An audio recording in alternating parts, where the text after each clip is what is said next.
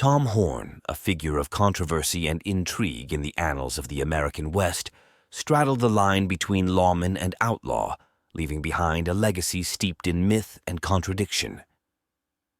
Born on November 21, 1860, in rural Scotland County, Missouri, Thomas Tom Horn, Jr. came of age during a tumultuous period in American history characterized by rapid westward expansion, violent clashes with Native American tribes, and the establishment of new towns and territories. Horn's early life was marked by the harsh realities of frontier existence.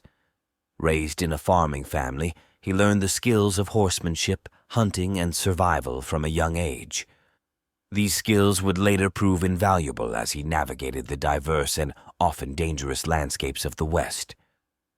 At the age of 14, Horn left home to seek his fortune in the expanding frontier. He found work as a cowboy, a job that exposed him to the rugged lifestyle and lawless elements that defined the era. Throughout his youth, Horn drifted from one job to another, gaining a reputation as a capable and resourceful young man. His experiences as a cowboy provided him with a deep understanding of the terrain and a keen sense of independence that would shape his future endeavors. In 1876, at the age of 16, Horn joined the U.S. Cavalry as a teamster during the Great Sioux War of 1876 to 77.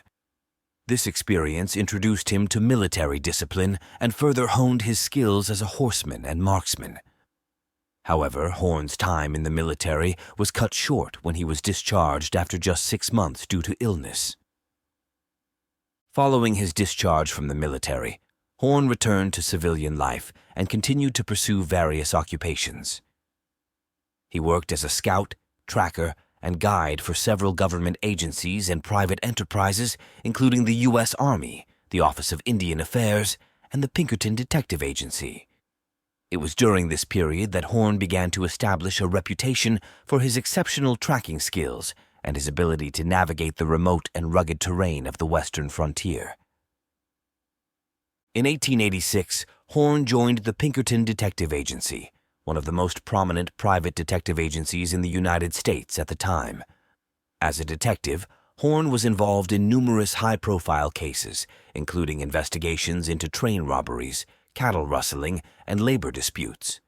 His work with the Pinkerton Agency brought him into contact with some of the most notorious outlaws and lawmen of the era, further cementing his reputation as a skilled and resourceful detective. Horn's tenure with the Pinkerton Agency was marked by both success and controversy. He gained a reputation for his unorthodox methods and his willingness to use deception and manipulation to achieve his objectives. However, his methods also earned him criticism from some quarters, with accusations of brutality and misconduct leveled against him. One of Horn's most famous cases during his time with the Pinkerton Agency was his involvement in the pursuit of the infamous outlaw Butch Cassidy and his Wild Bunch gang. Horn was tasked with tracking down the gang and bringing them to justice, a mission that would test his skills as a detective and his ability to navigate the treacherous world of outlaw gangs.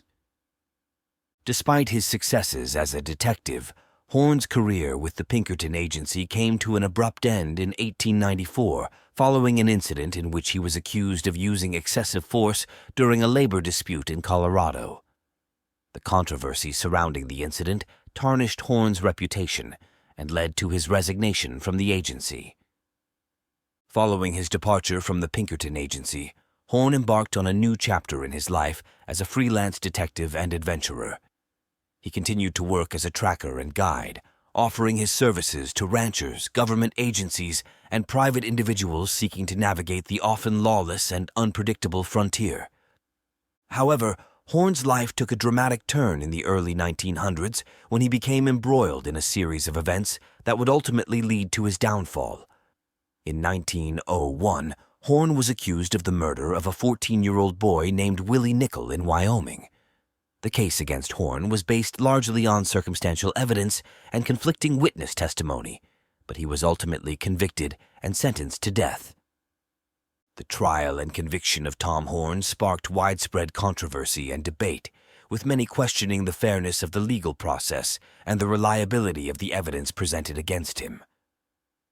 Supporters of Horn argued that he had been unfairly targeted due to his reputation as a skilled tracker and his controversial methods as a detective.